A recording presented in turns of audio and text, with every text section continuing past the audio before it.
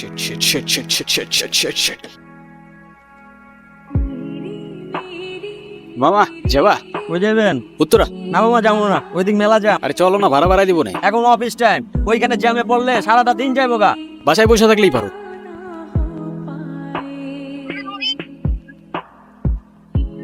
এ ভাই, টাকা তো দিলেন, আবার হেলমেটটা নিয়ে যাচ্ছেন। আরে সরি ভাই, আসলে তাড়াহুড়োর কারণে ভুল হয়ে গেছে। এই যে আপনার হেলমেট, আর এই যে আপনার ভাড়া। ভাই বাকি টাকাটা দিবেন না? ওইটা আপনার কাছে রেখে দেন, সিগারেট খেয়ে নিন। এই শোয়ার তো মাইন্ড ইউর ওন খাতা। স্যার আসতে পারি? আসো। এই যে আমার ক্লাসের সবচেয়ে গুণধর ছাত্র, যেমন তার চলাফেরা তেমন তার ড্রেস আপ তেমনি তার লেখা। আচ্ছা, এই যে তুমি ঠিক মতো ক্লাসে আসো না, একদম ঠিক মতো লেখাপড়া করো না, অগোছালো জীবনযাপন করো। এই চুপ করে আছো কেন বলো? স্যার আপনি কনফুসিয়াসের নাম শুনেছেন? হ্যাঁ শুনেছি তো। উনি বলেছেন life is really simple but we insist on making it complicated. চুপ বেয়াদব, ওর সাথে আমি ফাইজলামি করতেছি? যেদিন থেকে তুমি ইউনিভার্সিটিতে ভর্তি হয়েছো, আর এটা তুমি কি জুতা পরে আসছো? ইউনিভার্সিটিতে কিভাবে হিসাব করে আসছো তুমি জানো না? আসলে স্যার তাই আসার সময় পায়ের সামনে যেটা পাইছি ওটা পরে চলে আসছি। আমি আসলে চাই না আমার এক্সামের কোনো ক্ষতি হোক। যেই না আমার ছাত্র, শোনো তোমার মুখে এসব কথা মানায় না। আসল পড়াশোনার কোনো খবর নাই, আর আসছে আমাকে ফিলোসফারদের কথা শোনাতে। একাডেমিক পড়াশোনা না করে, উপন্যাস করে, আর উল্টাপাল্টা ফিলোসফারদের বই পড়ে। নাও খাতা দিলাম, প্রশ্ন দিলাম, যদি কোনো রকম নকল করার চেষ্টা করো I will punish you. Yes sir. একটা আস্ত বেয়াদব। কলম কি? কলম কলম।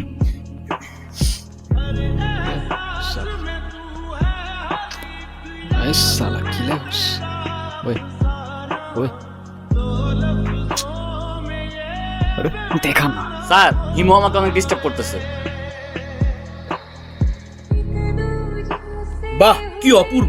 একে তো আরেকজনকে লিখতে দিচ্ছেন না, তারপর আপনি ধবধবে একটা সাদা খাতা নিয়ে বসে আছেন। আপনি পরীক্ষা দিতে আসছেন কেন? আসলে স্যার আমার মনটা সাদা তো, তাই আমার সবকিছুই সাদা। চুপ বেয়াদব, বেরো যাও, get out, get out. মিয়াদ, mind your own খাতা। ওই শুভ্র দাঁড়া। কি সে বল? কিরে সমস্যা কি? ডাকি শুনুস না, ভাব বাড়ছে। কি করলি তুই? আমরা এক ক্লাসে পড়ি। কি করলি উল্টা স্যাররে বলে দিলি? কেন এটা কেন করলি? হ্যাঁ এই, ও তোমাকে কেন দেখাবে?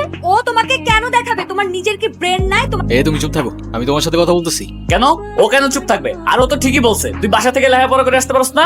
তুই কিন্তু মুখে মুখে কথা বলতেছিস। হ্যাঁ করতেছি তো। কি হয়েছে? কি করবি তুই? কি করবো না? আরে এই, কি করছো? ছাড়ো। আরে কি আশ্চর্য! যা। ছাড়ো। বেয়াদব ছেলে, রাস্তাঘাটে গুন্ডামি শুরু করছো? মানে তো দেখতেই বোঝে পোশাক আশাক সবকিছু বস্তির ছেলে।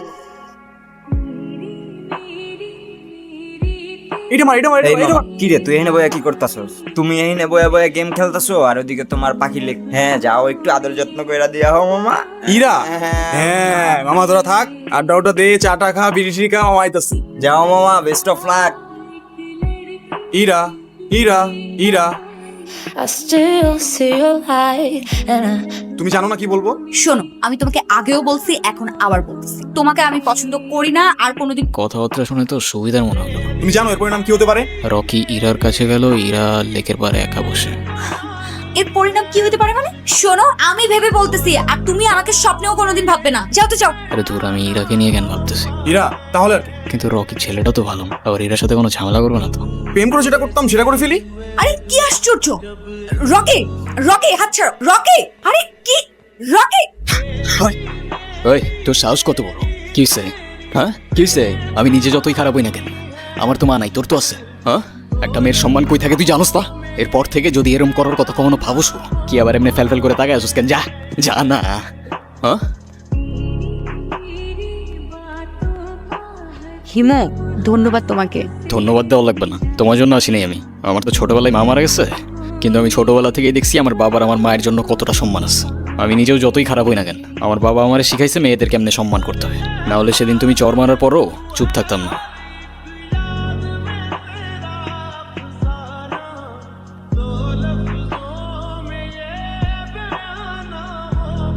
এই হিমু, শোনো না। কি হয়েছে? তুমি আমার রাস্তা আটকাচ্ছ কেন? তোমার সাথে আমার কোনো কথা নাই। আচ্ছা, তুমি এরকম রেগে যাচ্ছ কেন? সেদিনের ব্যবহারের জন্য আমি এক্সট্রিমলি সরি। তুমি আমার কাছে মাপ চাচ্ছ কেন? তুমি কোনো দোষ করছো? এ শরৎ, তোমার সাথে কোনো কথা বলার ইচ্ছা নাই আমার। আরে শোনো না, আমি না না বুঝে ভুল করে ফেলেছি। সরি বললাম তো, সরি। আচ্ছা ঠিক আছে, মাফ করলাম। আচ্ছা ঠিক আছে, তাহলে আমরা এখন ফ্রেন্ডস। আচ্ছা ফ্রেন্ডস। ওকে, আমরা যখন ফ্রেন্ডস হয়ে গেলাম, তাহলে আমার একটা শর্ত আছে। শর্ত? শর্তটা হচ্ছে তুমি আজকে আমাকে সারাদিন নিয়ে ঘুরবে, ঠিক আছে? তোমায় নিয়ে ঘুরতে আমার কোনো প্রবলেম নাই, কিন্তু আমার একটা শর্ত আছে। তোমার শর্ত? ওকে, বলো কি শর্ত? আমরা ঘুরবো ঠিক আছে, কিন্তু সেটা পায়ে হেঁটে, কারণ পায়ে হেঁটে ঘোরার মতো মজা আর অন্য কিছুতে নেই। ঠিক আছে, তাই হবে। তুমি যেমন রহস্যজনক, তোমার শর্তগুলো কেমন জানি প্যাঁচান।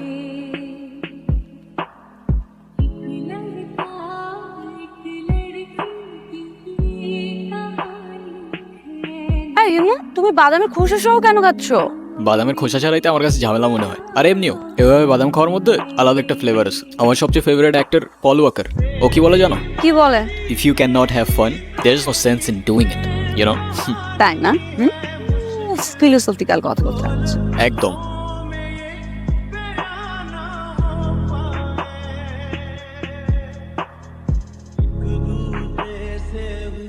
ওই কি হইছে, এত আর্জেন্ট ডাকলা যে? আরে কোনো সমস্যাই না। এই হিমু, হুম। তোমার এই যে চুলগুলো সবসময় দেখলে একদম তোমাকে পাগলের মতো লাগে। লোকজন কি ভাবে বলো তো? আমার কাছে সেটা মনে হয় না, আমার কাছে তো এমনিই ভালো লাগে। তোমার কাছে যেটা পাগলের মতো, ওটা আমার কাছে ডিসেন্ট। ডাইজেনিস কি বলছে জানো? It is not that I am mad, it is only that my, বুঝছো? ওহ বাবা, কি কল আসছে তারও। হ্যাঁ বাবা, কি হয়েছে? আচ্ছা তুমি থাকো, আমি আসতেছি। এ মামা রাখেন তো একটু, রাখেন। এরা আমার না মনে হয় এখন যাওয়া উচিত, বাবার শরীরটা খারাপ। আচ্ছা তুমি সাবধানে যাও তাহলে। আচ্ছা এই এটা ধরো। এগুলো কেন? এগুলো তোমার জন্য কিনেছি। আমার মানে? নিজে থেকে তো কখনো কিছু কিনবে না, থাকবে পাগলের মতো অবস্থা। হায় রে, তুমিও না পারো। আবার কি? এটা ধরো, এর কি? Hair spray. এটা আবার কখন কিনলা? ওই যে তোমাকে যখন আসতে বললাম, আমি ওয়েট করছিলাম তখন কিনেছি। আচ্ছা ঠিক আছে, বুঝলাম hair spray, but hair spray দিয়ে আমি করবো কি? হেয়ার স্প্রে দিয়ে মানুষ কি করে বলো তো? আচ্ছা ঠিক আছে, আচ্ছা তুমি সাবধানে যাও। এই মামা চলেন। হ্যালো হিমো, গুড মর্নিং। কি ব্যাপার, এত সকাল সকাল কল দিছো কেন? কি এটা এত সকাল? সকালে কোনোদিন ঘুম থেকে উঠেছেন আপনি? উঠে বুঝতেন এটা এত সকাল না, 10টার দিকে আমাদের ক্লাস শুরু হয়ে যায়। আরে আমি কখনো টাইম মতো ক্লাসে গেছি নাকি?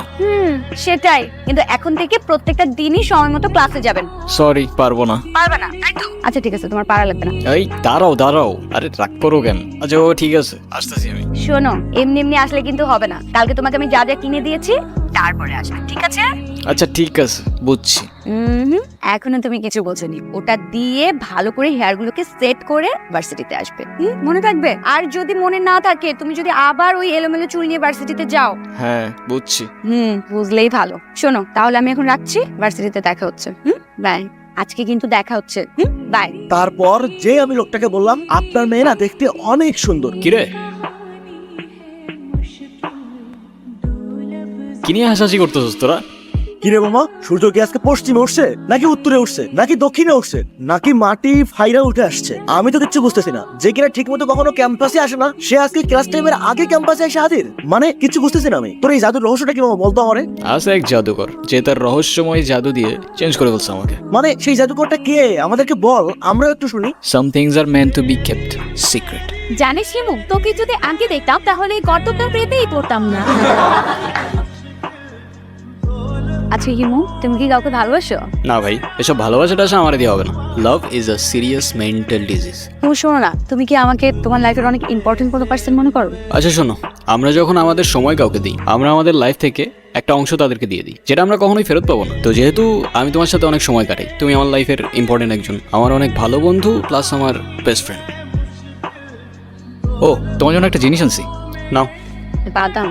কি ব্যাপার, তুমি আবার খোসা সহকারে বাদাম খাচ্ছ?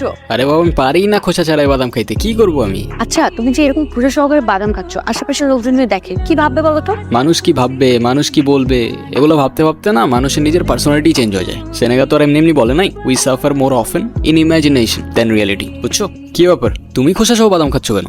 শোনো, যে মেয়ের বেস্ট ফ্রেন্ড খোসা ছাড়িয়ে বাদাম খেতে পারে না, সেই মেয়ের খোসা সহকারে বাদাম খাওয়া উচিত, বুঝলে? নাইস। কিরে ইরা কইরে, দেখছস তোরা? কই, আমরা তো এখানে অনেকক্ষণ যাবত বসে আড্ডা দিচ্ছি, এরাকে তো দেখিনি। আচ্ছা থাক তোরা।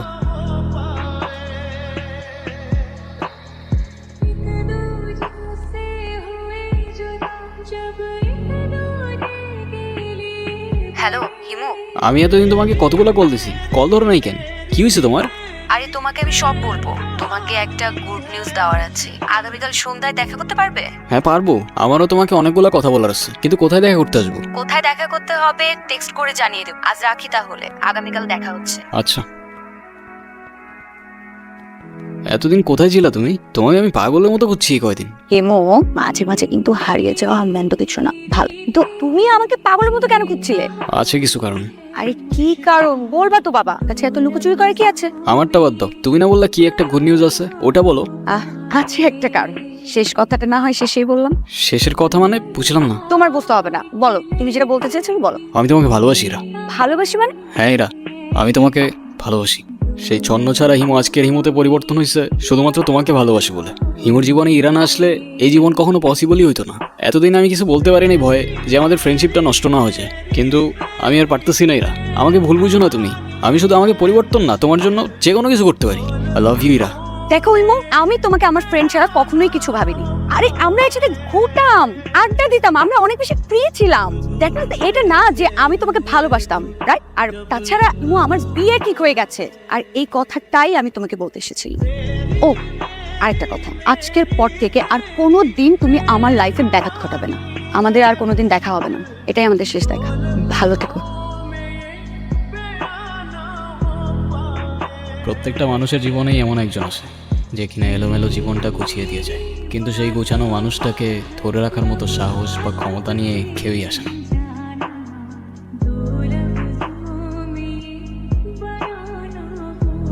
ওদিকে তাকিয়ে কি দেখছো? এটা একটু ধরো তো। কি এটা? বাদাম। রাস্তায় আসার সময় হঠাৎ করে দেখলাম রাস্তায় একজন বাদাম বিক্রি করছে। বাদাম তো তোমার ভীষণ পছন্দ, তাই নিয়ে আসলাম। দাও খুশি দিই। ও সরি, আমি তো ভুলেই গিয়েছিলাম তুমি তো খোসা সহ বাদাম খেতে পছন্দ। আজকে 3 বছর হয়ে গেছে আমাদের বিয়ে, কিন্তু আমি এখন পর্যন্ত বুঝতে পারলাম না তুমি এই খোসা সহ বাদামে এমন কি খুঁজে পাও। ভালোবাসা। ভালোবাসা? আমি না মাঝে মাঝে তোমার এসব কঠিন কঠিন কথা একদমই বুঝি না। ড্রাইভার চলো। সেদিন অনেক দেরি করে ফেলেছিলে হিমু। আমিও যে তোমাকে অনেক ভালোবাসতাম। যেদিন শেষবারের মতো তুমি আমি পার্কে বসে খোসা সহ বাদাম খেয়েছিলাম, সেদিন বাসায় গিয়ে দেখি পাত্রপক্ষ আমাকে দেখতে এসেছে। আমার বাবা অনেক অসুস্থ হয়ে পড়েছিল হঠাৎ। তার শেষ ইচ্ছে ছিল নিজের হাতে আমাকে বিয়ে দিয়ে যাবেন, কিন্তু তোমার আমার মধ্যে তো তখনও কিছু ছিল না যে আমি বাবাকে বলবো। আমার বাবা তাদের কথা দিয়ে ফেলেছিলেন। আমি জানতাম না যে তুমিও আমাকে ভালোবাসো।